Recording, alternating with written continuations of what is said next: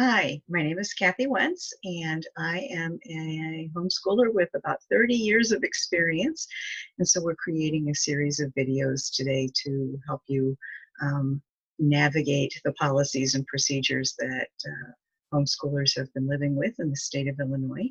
I am not a lawyer. I am not giving you legal advice. I am just, again, sharing knowledge of the policies and the procedures and the recommendations of what Illinois homeschoolers have enjoyed in Illinois for many years. Please understand, I am a volunteer. I have been volunteering for 20 years for the Homeschool Resource Center at the Johnsburg Public Library. We have over 2,000 items available for your use. You can come in and check them out of the library for several weeks. You can try before you buy. If you can't drive up to Johnsburg, which is in the northern tier of counties in Illinois, you can always also use interlibrary loan for many of the materials. Simply request them through your library. It's a wonderful way of trying a curriculum and making sure that it's right for you before you invest serious money into it. In addition, I've been a volunteer for a long, long time for Illinois House, and that stands for Home-Oriented Unique Schooling Experience. Illinois House is a coalition of non-sectarian homeschool support groups, and we are throughout the area. So I hope that you are able to find your tribe, find your group of people, whether it's with Illinois House or with another group. So this particular video is about transferring children out of the public school system. And for that, I'm going to go to one of the Illinois House web pages, and I hope that you're able to find it easily. It's at www.illinois, spelled out, house, house.org. Repeating, that's www.illinoishouse.org. And as you can see from the screen, it comes up. There are several icons here. So we can go on to Getting Started.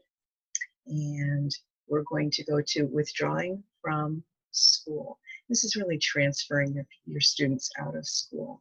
This is a pretty simple step, or pretty simple set of procedures. Step one, read and understand those Illinois laws that apply to homeschoolers. I also have a video on Illinois law. I hope that you have seen it. If not, please do go under Getting Started and go to Illinois Homeschool Law, and please review it. Knowing the law is very, very important. Step number two, we're going to write a letter, and that letter is going to be your ticket out, as it were. So we're going to write the letter to the public school from you, the parent. Okay? We are going to print at least 2 copies. If you click right here, sample letter of withdrawal, it takes you right to a sample of that letter, and you literally can just fill this out with your name, your address, your city, your state, the date. You're going to come over here. You're going to fill in the principal's name, the name of the local public school, the address, etc. You're going to address this to the principal of the school that they are currently attending, the public school that they are currently attending, and you fill this part out. And it says, in part, this is to inform you that as of today, tomorrow, whatever, our child, your child's full name, will be withdrawing from attendance at name the public school, and tell them that you are transferring that child to the name of the school that they are transferring into, which is a non-public school. Now, if you have not named your homeschool, you can just say they are transferring to a non-public school. They do not need to know the name of the school. Please do not tell them you are homeschooling. There is no need for them to have that information. If you do wish to name your school, it's always handy for the teacher ID cards that you use to get discounts. And of course, you would need it for a high school diploma or graduation certificates from any grade level. But there is a little bit of help here. So for instance, live on Park Avenue, how about Park High School? Live on Washington Lane, Washington Elementary. Live in Coal City School of Arts and Music, or Arts and Sciences. Live in Brownston, Brownston Math and Science Academy. live near Giant City State Park, Giant City Academy. There are all kinds of different ways of naming your school. It does not need to be anything super, super fancy. So we're going to go back to the letter of transfer. You are going to also write in here that they are receiving instruction in the branches of education taught in the public schools and in the English language. All instruction will be compliance with the requirements of Chapter 105, Section 26.1 of the Illinois School Code, otherwise known as the Compulsory Attendance Law. If you would like a certified copy of your child's records, you can also say that you'll be receiving a letter from the school requesting a certified copy of the records. If you have a child on an IEP, this is also a great time to write down that you would like to keep the following services: speech therapy, emotional support therapy, etc. And you can write that right in here. It doesn't need to be in very fancy language. It just should be somewhere on this letter so that they know that although you're withdrawing from the school system, you do know that you are legally entitled to special services and you are asking for them right away in this letter.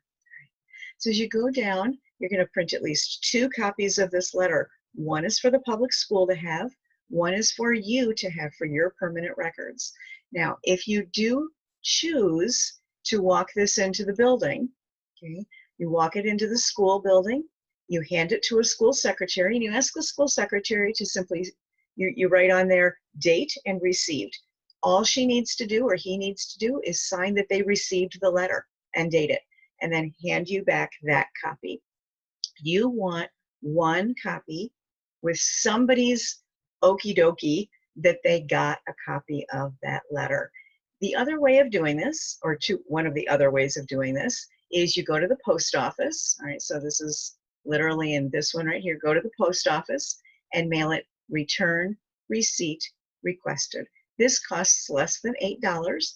You go in, you fill out a form that's the certified mail, you fill out the return receipt requested, you mail it in, and a couple of weeks later you get a receipt back from the post office, and you're going to staple that to your copy of the letter. Or you can fax the letter. Now, most people here in this decade don't have fax machines. That's okay. So all you have to do is go to your handy dandy Google, you type in faxzero.com.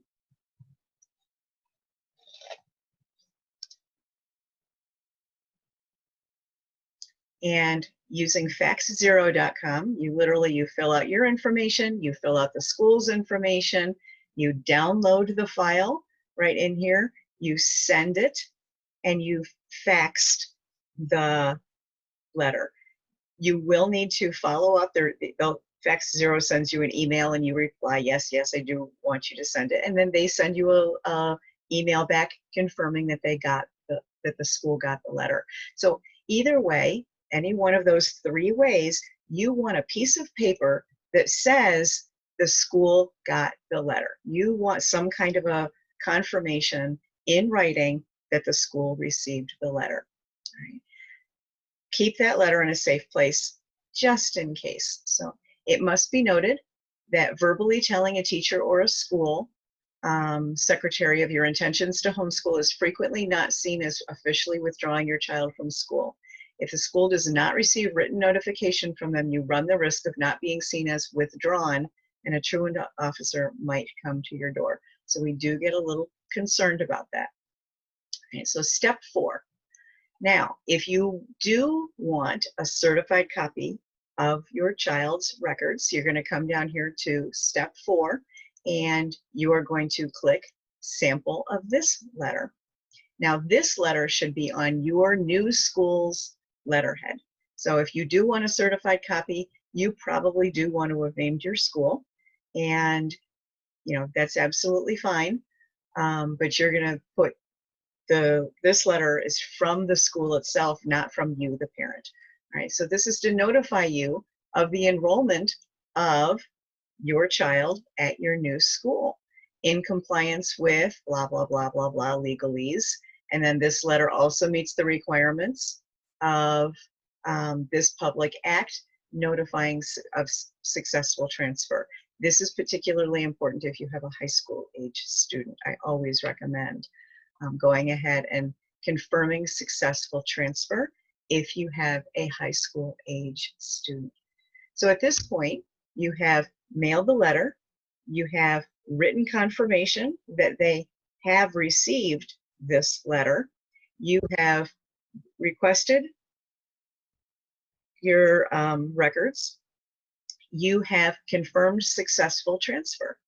And at this point, you essentially are done. You are a private school. Now, some questions, okay? Do I need to do this if I have been attending a private school? In all honesty, we do recommend it simply because most private schools still report to the regional superintendent of schools. So go ahead and fill it out, even if you have been attending, or your student, excuse me, has been attending a private school. Do I need to do this if we've never been to school yet? So if you have somebody going into kindergarten or going into first grade who did not attend a public school kindergarten, you don't need to fill this out, all right? If they've never registered for any public school program, you do not need to transfer them out because they're not in, okay? Also, please be aware that when you do this, you will receive in the mail a letter from the school asking you to fill out a piece of paper. Now, this piece of paper is a registration form. The school, if you walk in, will hand you a copy. The school districts want you to register. Homeschoolers do not want you to register. Here are several reasons why not to register. So here is, for instance, a historical case of Richard Martwick and what he did to a bunch of homeschoolers who did register, and 8 reasons why not to register by the wonderful Harvey Bluedorn.